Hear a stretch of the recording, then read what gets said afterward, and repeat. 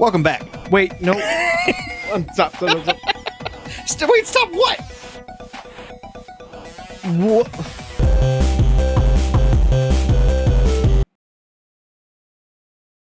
Welcome back. We're in hell, it looks like. I got my Baja Blast. It's a fun time.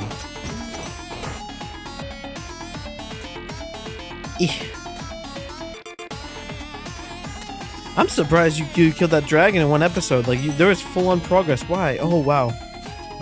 You know what I love about you? What? You don't improve. You just improve on how to make your mistakes better. Like you'll still make the same mistakes, but you'll just like, I now know how to handle when I make this mistake. Not how to solve the mistake, but just how to handle the mistake. Just how to handle it. Welcome to the Lion's Den. Oh, I didn't see any lions. No, I meant, never mind. Hey, Bible joke. Right?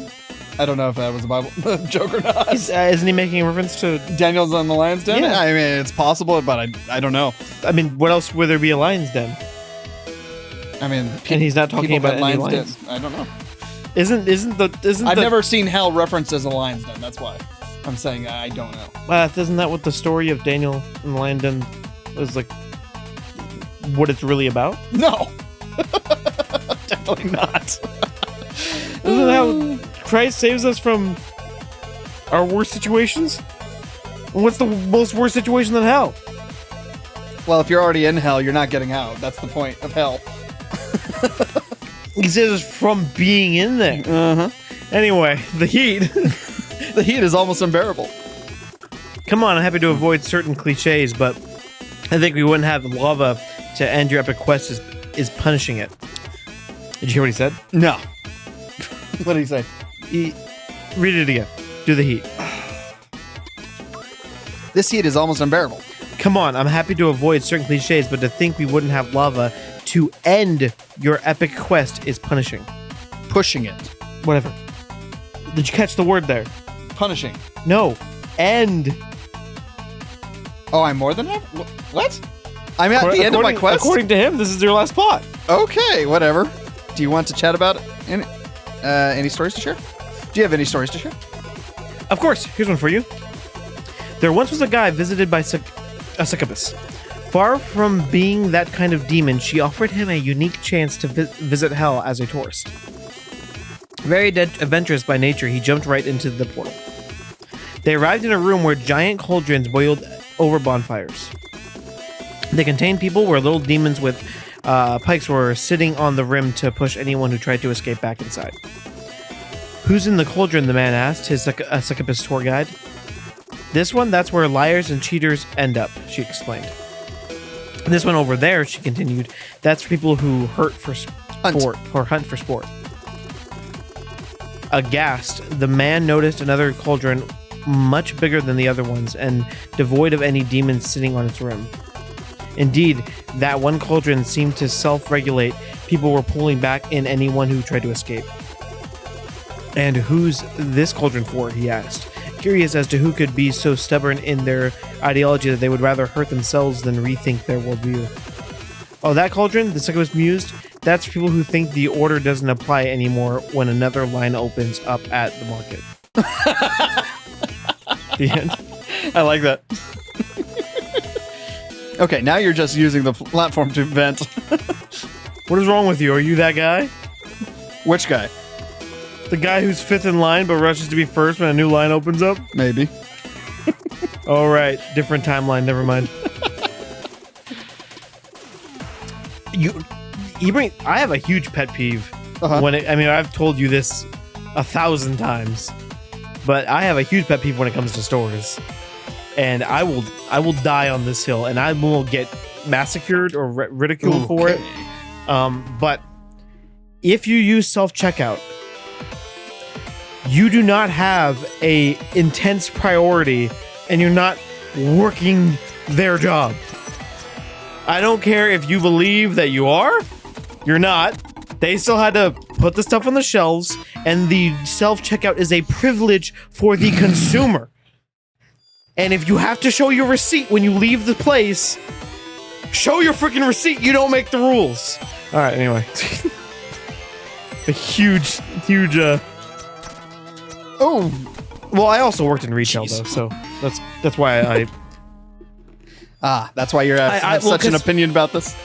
Well, it's because to me, it people do it, and then they have this like insane entitlement that because now they did it, they did the job of the store, even though they still have normal cashier lines, and they still choose to go to self. So what I gather from that is they have an option for you to do it yourself if you want to, but if you feel like that's someone else's job and they should do it anyway, they still have the option for you to go to somebody else.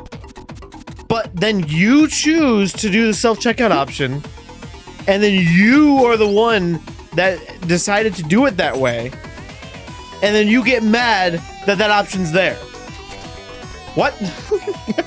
Like, it doesn't make any sense to me. Right.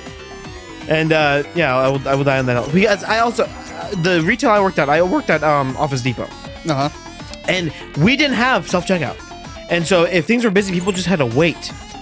And you have far more people complaining about there not being a self-checkout because everyone thinks that they can do your job better than you do, which is fine, whatever.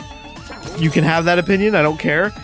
But there's far more people that complain that there isn't a self-checkout than the people saying that, oh, because I did a self-checkout, I deserve this right. And I'll fight you. Like, I'm so strongly opinionated on this topic. And if I'm wrong, I'm wrong, but I'll say this. I will gladly have a debate on this topic, but I have not heard anybody give me a good enough reason to why this ideology is wrong in the fact that, oh, because we're self-checking out, we should have a higher privilege. When it's their machines, their process to make it super friendly, customer servicey, and they still have to have a guy sit there and watch it anyway if you need help. Or like for alcohol and stuff. So I don't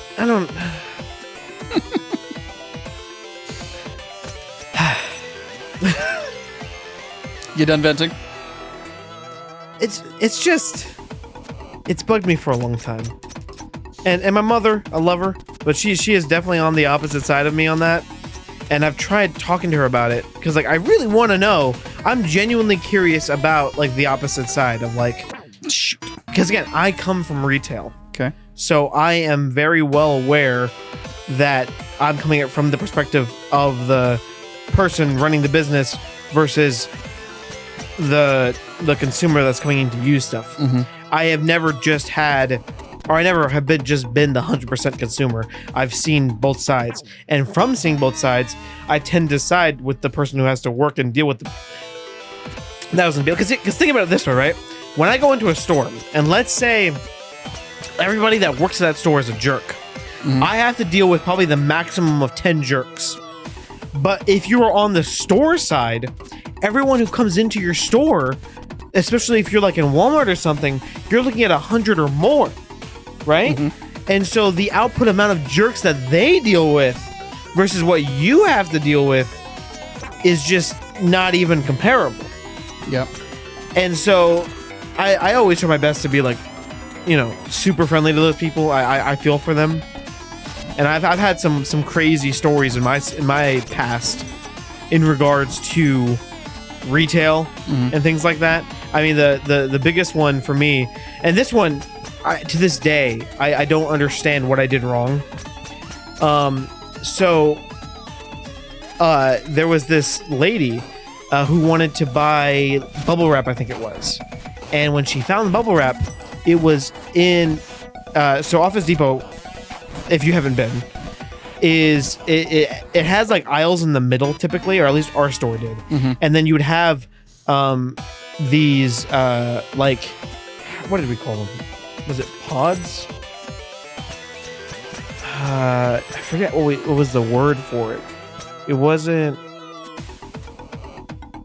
I forget the word. But basically there was these like little, I would say about the size of a living room sections, and there was like 9 of them. And our store, it went, if I can remember, like number 1 was paper, number 2 was, number 3 was writing utensils, and then 4 was school supplies. 5 was furniture, 6 was storage and shipping, 7 was like filing stuff, 8 was like you'd have calculators and things there, and 9 was shipping. What the heck was 2? 1 was paper. Oh, 2 was like weird stuff. It was like we'd have coffee or like cleaning supplies. It was kind of like office essentials, I think was that aisle. And I believe that's what it was. And like the middle usually was like technology. So like aisle 8 had like safes or like some like small technological stuff, but like things for your phone or certain cords or wires or like cables you'll need, those were like in the middle aisle along with like ink. And this was just our store. Some stores might differ. I don't know if I'm allowed to share these Office Depot secrets that I'm sharing, but this is just stuff you can see when you walk in. So Office Depot, please don't sue me. Actually, even if you are around, most of the ones I've been seeing are closing down anyway. But you're mean. Well, the one I just used to work at just closed down.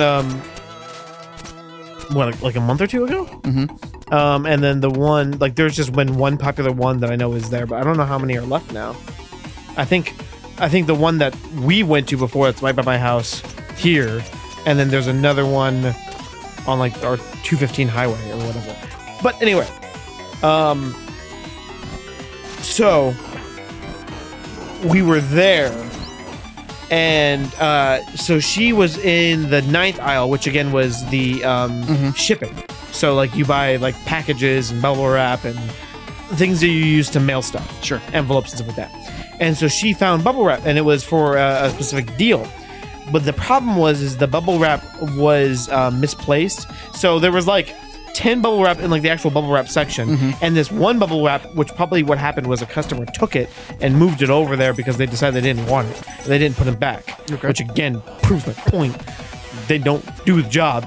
But anyway, so when she picked up the bubble wrap, on the bottom it said the rightful deal. Like it said like it was $5 for a deal or whatever. When it probably was like $8 or $9 because that's the normal price for the packet of bubble wrap. So we got to the line and she bought it, and she said, "Hey, when I got it, it was this price." And I'm a firm believer that, you know, if as long as you aren't purposely abusing this, if somebody misplaces an item and you go and you find that item misplaced and you buy and you see it and the price difference isn't huge, like we're not like $20-$30, but if it's like, if it's our fault that it was something was misplaced or we didn't get to it in time and it's a couple bucks, hey, we're just going to honor the price you found it for because we don't want to have to deal with the idea of putting it back, first of all, and we obviously get it for way cheaper, and so it's just not worth the hassle. So it's fine. So but the only way I have to check and verify what she's talking about, because if there's more wrong, I have to fix it after she's gone. So she takes me to where she saw it, and I see the mistake. I'm like, oh, okay, let me first verify if it's okay if I do this, whatever. I get the manager, and she's like, yeah, it's cool, it's a few bucks. Perfect. But I guess I said something, and she just didn't like what I said. And all I said is, oh, probably someone just grabbed it and moved it over. Because obviously it wasn't with all the other bubble wraps, so why would we set it up that way? That doesn't make any sense. So I'm just making the assumption that someone probably picked it up and moved it and then didn't put it back where it was. So I was like, oh, so I think this is what I said. I was like, oh, probably someone just moved it over and they didn't want to put it back. No worries, I'll honor the price that you saw it for. Did I blame her? No, I was just saying what probably happened. She took that as, she was like, oh, so it's always the customer's fault, right? And I'm like, yes, it always is the customer's 9 times out of 10 usually. But I'm like, no, I was just saying that it's probably what happened. And then so we're checking out, and she just got she went from super nice to just super mean. And I was just like, what the heck? I don't know what happened. And then she just, I just want my receipt. Or no, she was like, she said it weird. I remember because the way I answered was weird too. She said something along the lines of I want just the receipt or something like that. That is very weird. Yeah, and then what I said was here is just your receipt. Because I was getting fed up with this girl at this point. I was like, What happened? She didn't like that. So she called me a few things and then stormed out. And I was like, okay. But I was thinking about that situation and I'm like, you got the price that you got. Like, you wanted. What went wrong for you? Mm-hmm. So some people just can't be satisfied. What I was thinking was, the only reason I could think that she wanted to defend the customer so badly was she didn't like the price the bubble wrap was. And I started thinking about it. I was like, I bet you she was the one that moved it and then just decided, like when I called it out, not saying that she moved it, but maybe she thought I was assuming it was her. Mm-hmm. And maybe because she did move it, that she felt like she needed to be like, I need to defend now, is my only idea that I could think of. Anywho, Yeah, it's possible, yeah. I have a lot of stories like that. Office Depot, and I can even say some of the ones that my friends. She sounds like a real Karen, to be honest. Yeah. I just my thing is I just don't know what I did wrong. You didn't satisfy the customer. Right. Anyone who made that phrase, the customer's always right, it was a customer, and I've been finding more and more recently that kind of ideology too has been slowly. And it could be because of the generation or whatnot, but it's been slowly creeping away from that ideology. People are more or less... Because what really bothered me a lot of times in Office Depot was when there would be an issue and I'm just following Office Depot's rules and guidelines. And I'm saying, hey, we can't do this because Office Depot says we can't. Like, this is the rule. And then they demand a manager, so I get a manager over, and the manager just overrides it. And just does it. And I'm like... Why are you just overriding what I'm saying no to? Because all that tells them is if they're not getting what they want, get a manager and then they're going to get what they want. Mm-hmm. That's only feeding into their ideology. And I had one manager that actually stood up for us. And if we said no on something and it was right that we said, if he was wrong, he'd call us out on it. But if it was right that we say no on it, he'd say, yeah, they're right. We can't do this. And I respected the crap out of him. Because it taught those people that a manager is sometimes just going to say the same thing that the associate says. But I see why people call a manager now, because usually 9 out of 10, they want to de-escalate, so they just do what the person says to do. Come on. Whew, that was a tangent. What the heck? Why can't I get you over this? Literally all it is. I hate you. What? Try it right now and you'll be amazed. Really? Rope dart, huh? Yeah. Mm-hmm. Rope dart, and then rope dart. Uh-huh. Whoa! Whoa! Because I missed it. Whoa! It was just a single rope dart, not rope dart, like you were saying. I was saying rope dart, and what do you do after you do a rope dart? You're supposed to go forward. Because you are going forward, that's not my fault.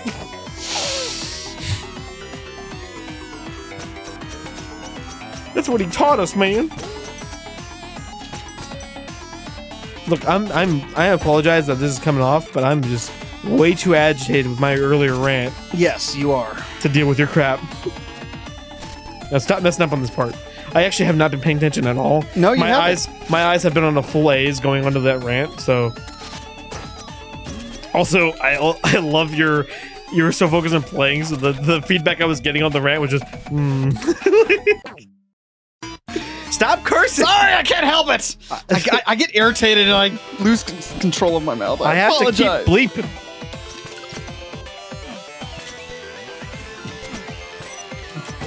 You don't see me getting all crazy with Skyward. Oh, son of a... Gun. Bee sting. Juju. I don't know. Just making up words now. I'm sorry, Juju, if you watch this episode. There's no harm against you. What are you doing? I really don't know anymore. The reason I asked was like you went into a fertile kick as you like attacked that guy like you were attacking you for real. Why do you do that? I don't. Does it help? Does it help you immerse? No. Maybe. You're just like, if I'm in the air as Ninja Gaiden's in the air, I could do this. I hate this. You know what else you could do, by the way? It's gonna be really crazy. You could rope dart those fireballs. What? You can rope dart those fireballs. No. Really? Anything hittable. Oh my gosh. I mean, at least I'm pretty sure you can. I'd be surprised if you can't. I mean, you can hit projectiles, so I don't know why you wouldn't be able to.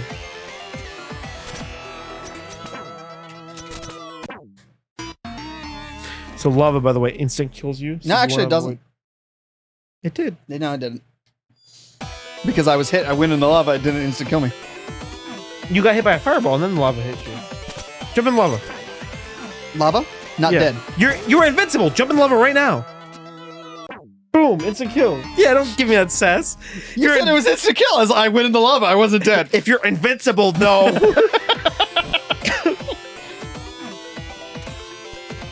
Oh, my throat hurts. Why? Because you did all that talking? Been yelling too much. Well, I'm trying to carry the back of this conversation so dang hard. Rope dart these fireballs. Rope dart them? Yeah.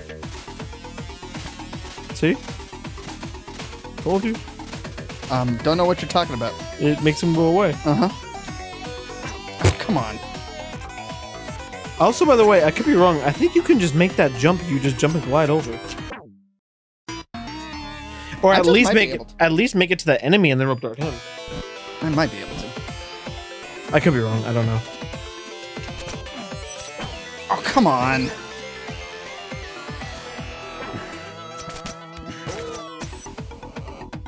Wait, this music, by the way. It's a banger. Most of these things have been... Yeah, there you go. Sorry, I can't get over the kick. Hey, free health. Nice. Yay.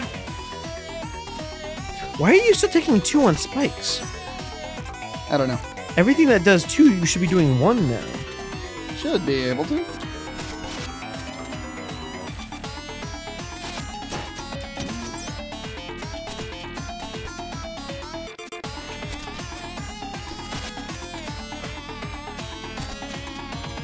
Go right. Climb up left.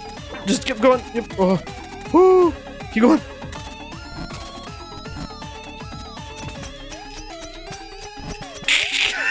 No! Come on. Why You guys aren't have to you holding understand. your glide? You guys don't understand. As it gets more and more intense, he does this like chicken attack where he's like full on. I'm gonna attempt to get this on camera when I see it. just have it ready in recording so that when you do it again, you can just show, or you can just display for me. Hold on, camera. Are you able to display your methods? Nope. You're gonna do it eventually. Don't know what you're talking about.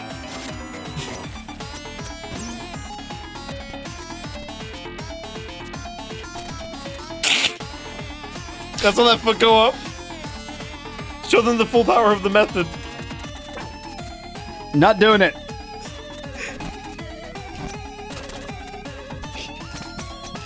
It wants to move so badly.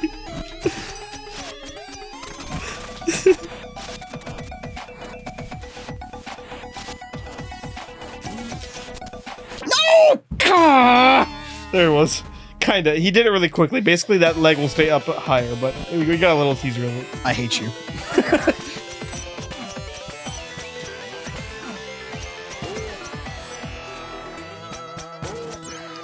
It was great.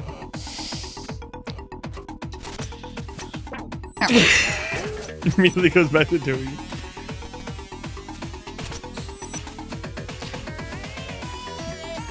it. When you play on your Xbox at home, because I know I'm like imagining the way your couch is, do you usually play the way you're playing, like laid down like that? Sometimes. I really struggle to honestly like play like that. It's hard for me to focus. Come on. I love it when you do. It's not your fault, but I love it when for some reason, like when you're going down, your guy just does like 20 backflips. Just dead. It's like freak out.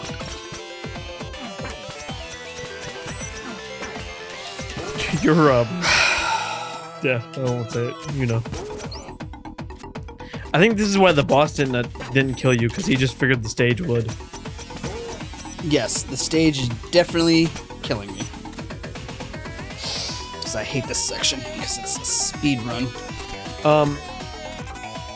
Okay, yeah, I'll wait till you're done before I ask my question.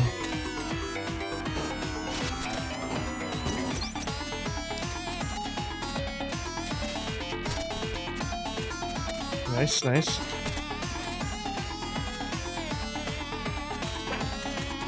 Yeah, it's like, who cares with the damage at that point?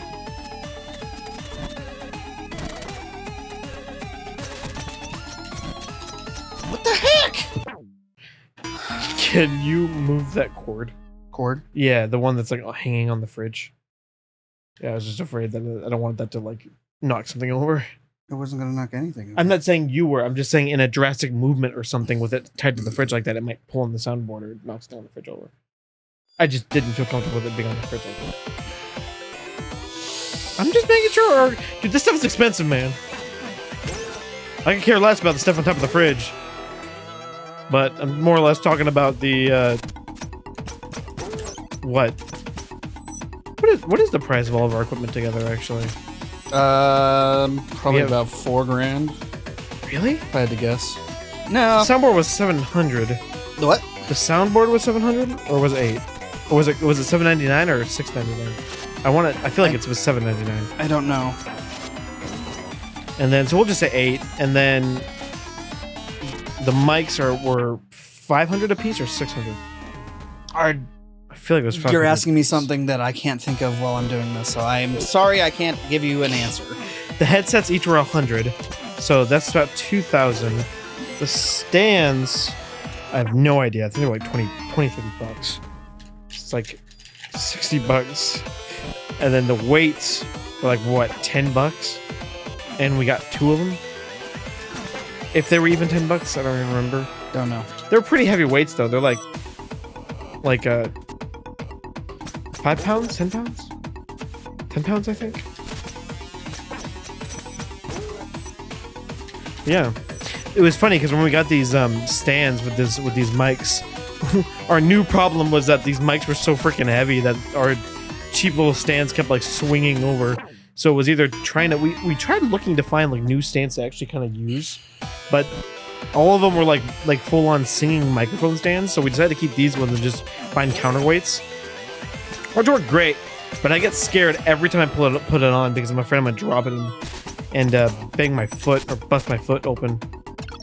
I'm learning more and more recently that I'm just a person of just a lot of irrational fears. Just irrational fears? Well, because I feel like I have a fear for almost anything to an extent. Like, I feel like my fear of heights most times is, I mean, there are some times where my height is kind of irrational. Like, I feel uncomfortable when I get on top of a chair or something. But that's just because I'm fat. And so I'm just like, I'm afraid the chair's gonna break. So that's, if I was a lot skinnier, I don't think I'd have that issue. I just don't have faith in my weight. Yes. Yeah. Oh, you got this. Come on! Stop dropping off of your...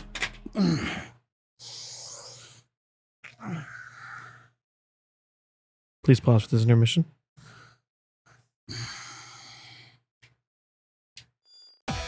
And we're back.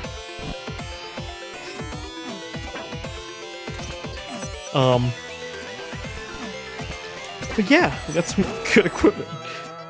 Thank God. Hope it been entertaining for you all. And Jacob's fearing Gorilla's alive right now. it's the second episode. We have 5 more to do. I'm scared.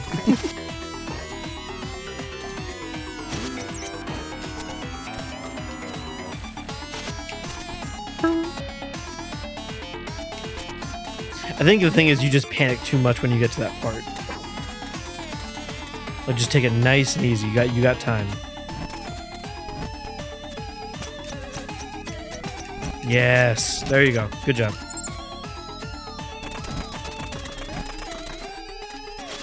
You should have your moment.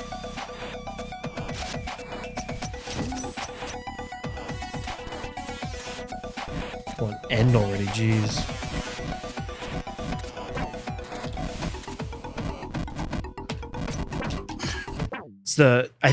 Is that wall on the right climbable? Yes. Okay. So I just didn't see it there. You're good. I didn't know because it's weird because the way the rocks are, it almost looks like it's the unclimbable rock, the walls, you know what I mean? Yes, I know. But in this stage, That's just how they are. on this Yeah. stage. So I wanted to point it out, but I was like, if that wasn't the answer, I didn't want to ruin your run. So I was like, I'm gonna just wait and ask him afterwards. But now that I see it, yeah, those are totally positive ones. It's actually a good thing they put that fire guy there because it helps you like cover up any mistake if you don't hit the heads right.